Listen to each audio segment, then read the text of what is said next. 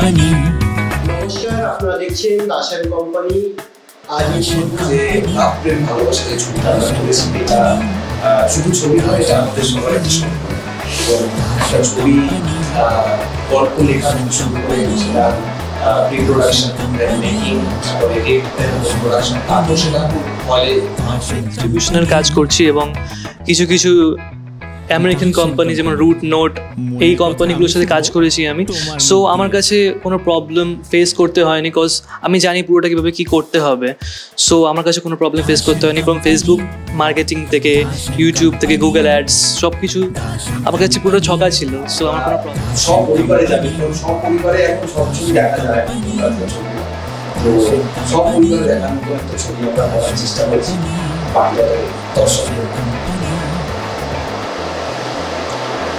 তোমাকে আমি বলি কিছু কথা, যে তুমি তো এই একটা প্রজেক্ট, আমি শ্যামের কাছে আসি।